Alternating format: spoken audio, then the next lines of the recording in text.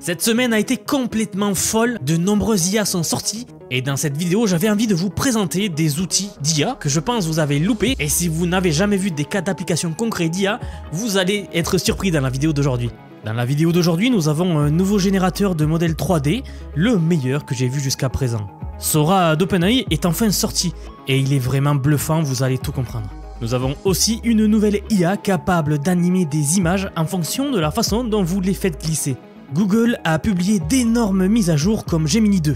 J'en ai d'ailleurs fait une vidéo dédiée il y a 1 ou 2 jours. Une autre IA peut créer des bandes dessinées complètes avec plusieurs cases et des personnages cohérents. Et enfin, il y a un nouvel éditeur d'images ultra rapide et bien plus encore. Alors plongeons directement dedans sans perdre plus de temps. Regardons cette IA qui est géniale. Elle s'appelle Motion Prompting, donc l'écriture du mouvement, et vient de Google DeepMind. Donc ce n'est pas n'importe qui qu'il y a derrière. Elle vous permet de faire glisser n'importe quelle image pour l'animer selon le chemin que vous tracez. Par exemple, si vous faites glisser ici la tête d'un perroquet, cela anime le mouvement de sa tête. Voici un autre exemple avec un ours, un autre avec un pain par exemple, et un autre avec une pièce d'échec. Et le plus impressionnant dans cette IA, c'est qu'elle ne se contente pas d'animer des animaux ou des personnages, mais elle peut animer tout type de choses et d'objets, comme par exemple du sable. Regardez cet exemple qui bouge de manière assez réaliste comme vous pouvez le voir. Encore un autre qui montre comment il comprend la physique des choses du monde réel. On peut voir comment il déplace la fumée, et ça ressemble vraiment à de la fumée. Pour simuler cela avec les méthodes classiques, ça serait très compliqué et très long, je ne sais pas si vous le savez, mais il y a un domaine qui s'occupe de calculer la physique des fluides et qui simule le mouvement de la fumée ou de l'eau ou des fluides pour divers secteurs que ce soit. Et bien les calculs requis pour ça sont très lourds. Ici, on y arrive simplement avec un tout petit modèle d'IA. Voici un autre exemple où l'on peut faire bouger les cheveux de cette femme. Et les cheveux bougent vraiment comme des vrais cheveux. Ici, non seulement ça bouge la tête du cheval, mais l'outil a détecté que la scène est probablement très venteuse. Alors il fait même voler la crinière du cheval dans le vent. Mais on peut faire encore plus, on peut même contrôler le mouvement de la caméra avec cet outil. En fait, il commence par estimer la profondeur de l'image que vous avez téléchargée, puis il crée un nuage de points qui ressemble à ça. Ensuite, vous pouvez faire glisser ce nuage de points pour obtenir l'effet que vous voulez. Par exemple, si vous le faites glisser comme ça, vous obtenez cet effet de zoom. Mais si vous faites glisser le nuage de points comme ça, vous obtenez également cet effet de zoom super cool. En fait, vous voyez que c'est assez impressionnant d'arriver à pouvoir faire bouger les images de cette façon-là. Oui, nous sommes arrivés à un point où nous pouvons faire bouger des images. Ça commence à devenir assez intéressant. En fait, ça ouvre tellement de possibilités. Voici un autre exemple avec cet effet circulaire où l'on voit qu'il fait comme un panoramique et déplace la caméra selon votre trajectoire. Et voici la fonctionnalité la plus dingue. Vous pouvez télécharger une vidéo de référence, une vidéo à vous, et il va extraire les mouvements de cette vidéo pour les appliquer sur une image différente.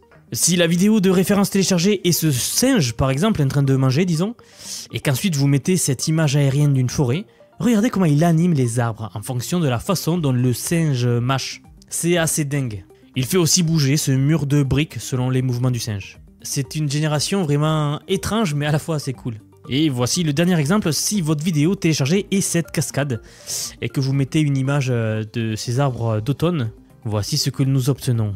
Alors pour l'instant, au moment de cette vidéo, il ne s'agit encore que d'un article technique, mais les auteurs nous ont dit qu'ils ne vont pas trop tarder à le mettre sur Hugging Face ou GitHub, donc je vous tiendrai au courant dès que cela arrive. Allez, on passe à l'IA suivante. Ensuite, cette IA vous permet de créer des comics ou des mangas juste à partir de descriptions textuelles. Ça s'appelle Diff Sensei, et voici pourquoi c'est si révolutionnaire. Il y a déjà quelques-uns de ces générateurs que j'ai déjà présentés à l'occasion, mais c'est le premier qui a un contrôle décent des personnages. En d'autres termes, vous pouvez générer des personnages cohérents dans vos comics.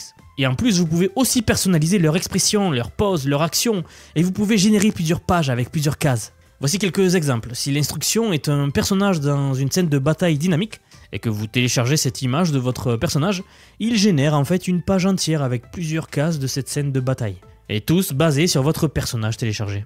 Encore un autre, disons que pour l'instruction, vous mettez « Le garçon et l'homme ont résolu l'affaire mystérieuse ». Et voici une photo d'un homme, et voici la photo du garçon que vous avez téléchargé. Il génère vraiment une page entière avec plusieurs cases avec cet homme et ce garçon.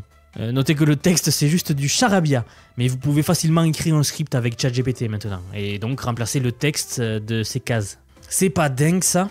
En fait, c'est une façon super puissante de prototyper vos comics ou vos projets qui nécessiteraient des storyboards par exemple.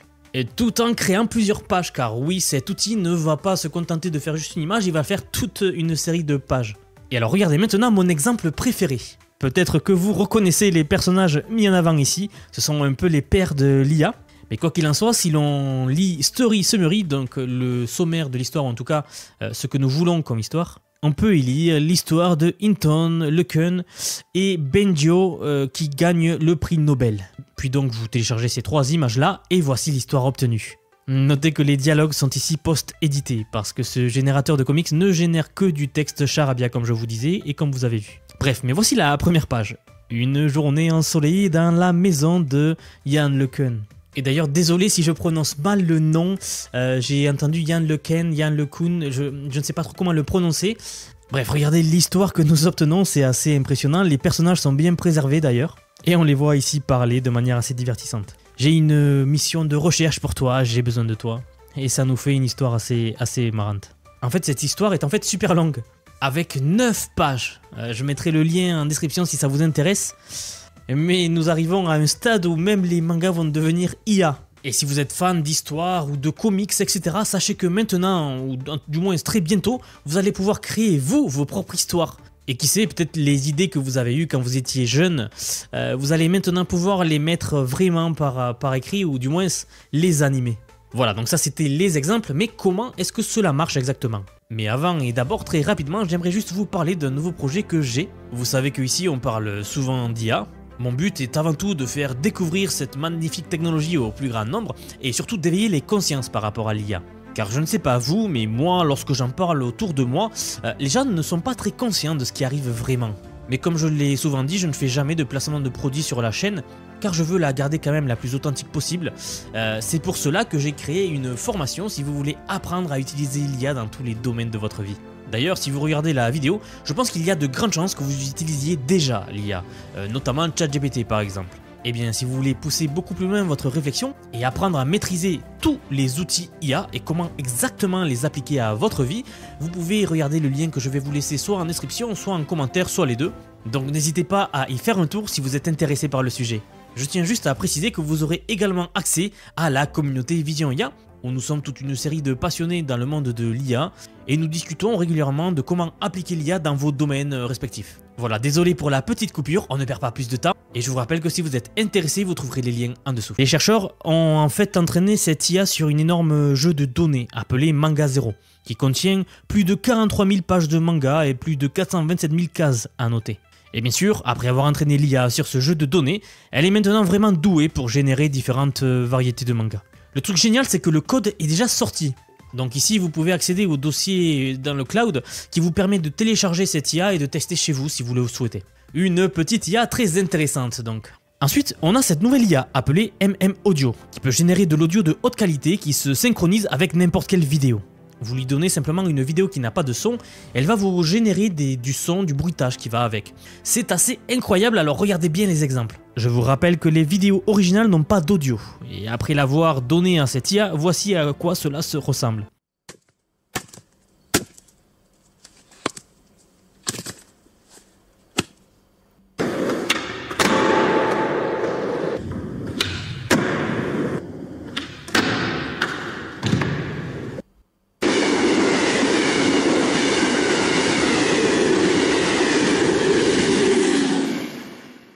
Et non seulement vous pouvez entrer une vidéo, mais vous pouvez lui donner des instructions également pour qu'il suive vos instructions au mieux et que vous ayez les audios que vous souhaitez vraiment.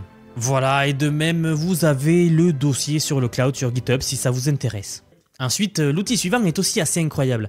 Il s'appelle Swift Edit et c'est gratuit, open source comme d'habitude. Vous pouvez éditer n'importe quelle image juste en donnant des instructions. Encore une fois, j'ai présenté d'autres outils comme Omnigen et même Gemini 2 hier ou avant-hier de Google qui peut faire cela maintenant très facilement et très réussi en tout cas. Mais celui-ci est ultra rapide et c'est pourquoi il s'appelle Swift Edit. Voici quelques exemples donc. Disons que vous téléchargez cette image originale d'un chien et si vous ajoutez l'instruction suivante avec la bouche ouverte, en quelques secondes, voici ce que vous obtenez. Donc c'est ultra rapide. Chat dans un champ d'herbe. Alors désolé si je bafouille, chat dans un champ d'herbe. Voici ce que vous obtenez si vous tapez lion. Et voici renard. Bref, vous l'aurez compris, c'est ultra rapide et vous obtenez de bons résultats. Essayons un autre exemple. Si on télécharge cette femme et qu'on la transforme en vieille femme, voici ce qu'on obtient. Maintenant en Taylor Swift ou alors femme souriante. Il y a aussi des paramètres supplémentaires que vous pouvez modifier comme l'intensité. Donc à quel point vous voulez que cette image change basée sur l'image initiale. Et encore une fois, notez que quand on clique sur éditer, l'image s'édite en genre 2 secondes seulement. Donc c'est vraiment très rapide. Ok, essayons en colère maintenant. Mettons l'intensité à 6 d'abord, donc ça sera comme ça. Et si on le met à 1.8, alors voici, il n'est plus beaucoup en colère. Encore un autre exemple, transformons ce chien en chat. Et si on veut faire un chat noir, voici ce que l'on obtient.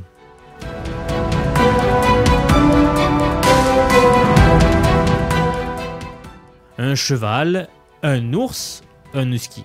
Donc encore une fois, un outil très flexible. Et ce qui est génial, c'est qu'il marche également avec des personnes ou des célébrités. Donc si c'est l'image source que vous mettez comme instruction Beckham, voici ce que vous obtenez, mais vous pouvez aussi mettre Ronaldo, ou alors Tom Cruise ou Chris Evans. Maintenant, vous pouvez même ajouter des instructions supplémentaires, comme par exemple Beckham souriant, Ronaldo souriant, Tom Cruise souriant, etc. Vous aurez compris. Donc cet outil est super puissant et assez polyvalent. De même, vous avez le répertoire où vous pouvez y accéder et l'utiliser vous-même. Sora est sorti cette semaine. C'est le générateur d'IA d'OpenAI très attendu, je pense que vous avez déjà vu l'info car ça date d'une semaine quand même. Et dans le monde de l'IA, une semaine c'est énorme. Mais j'avais déjà couvert l'événement avant qu'il sorte puisqu'il y avait eu un leak, une fuite de données qui disait que le modèle allait sortir de manière imminente. Et depuis j'ai pas eu trop le temps d'en reparler donc regardons-le ici rapidement. Je vais juste vous montrer quelques exemples ici, et en effet la qualité est vraiment bonne comme vous pouvez le voir et comme on s'y attendait. Les détails sont super nets, tout a l'air super cohérent, et il comprend vraiment la physique des choses du monde réel, comme la neige, la fumée, les reflets de l'eau. Gardez bien à l'esprit que les exemples que je vous montre là sont plutôt lents, ce sont juste des vidéos vraiment simples, de simple zoom ou panoramique, mais c'est un début assez incroyable pour une IA. Et encore une fois, la plupart des meilleurs générateurs de vidéos peuvent souvent déjà gérer ça, même si je dois dire que Sora a la meilleure définition et la meilleure qualité. Sora peut même générer des scènes complexes comme celle-ci, avec beaucoup de gens et beaucoup d'actions. Voici un autre exemple chaotique avec beaucoup de gens, beaucoup de choses dans la scène, mais il arrive à générer ça plutôt bien. Alors avec autant de gens, il y a des incohérences bien sûr, mais c'est nettement mieux que les autres générateurs de vidéos qu'on a vus jusqu'à présent. En fait, j'aimerais vous parler du problème principal de cette IA et le problème principal qui a été le problème majeur des IA générateurs d'images au début, et c'est l'anatomie humaine, les humains. Je ne sais pas pourquoi les IA ont tant de mal à gérer les humains, comme si nous étions spéciaux et que nous avions quelque chose qui fait que les IA n'arrivent pas trop à nous reproduire, je sais pas, c'est bizarre. Mais quoi qu'il en soit, regardez un autre exemple d'une vidéo très chargée avec beaucoup de gens. C'est mieux que d'autres générateurs vidéo, mais ça peut s'améliorer encore. Ou encore regardez des exemples ratés pour le coup. Si vous lui faites générer cette performance de gymnastique, il vous donne ça. Donc encore une fois, pas génial pour les poses inhabituelles ou les choses bizarres, mais c'est un début. Sur les générateurs d'images, nous avons à peu près réglé le problème que rencontraient les IA pour générer des humains. Je ne vois pas pourquoi Sora ne pourrait pas arriver à au même résultat.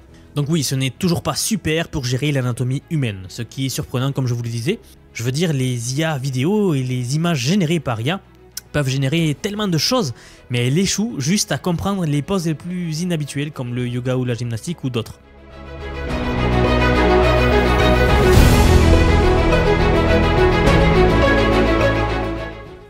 Voici sans doute le meilleur générateur de modèles 3D basé sur l'IA que j'ai vu jusqu'à maintenant. Trellis, développé par Microsoft eux-mêmes.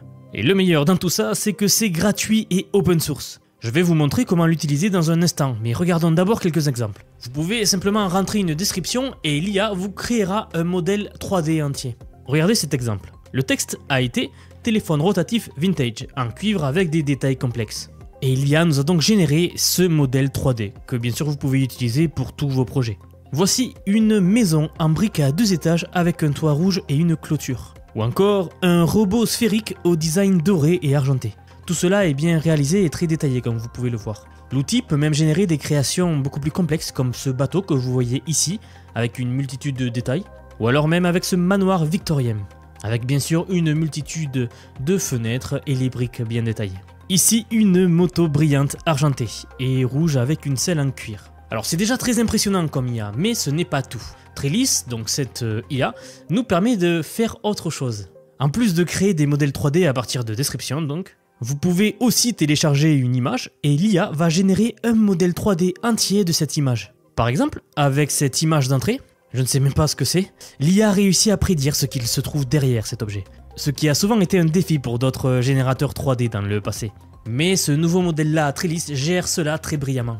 Voici un exemple encore plus difficile. L'image d'entrée montre un robot ou mecha vu de face. Eh bien, l'IA arrive à deviner et créer ce à quoi l'arrière du robot pourrait ressembler. Franchement, très impressionnant. Et voici encore un autre exemple avec une tête de dragon. Regardez à quel point les détails sont préservés ici.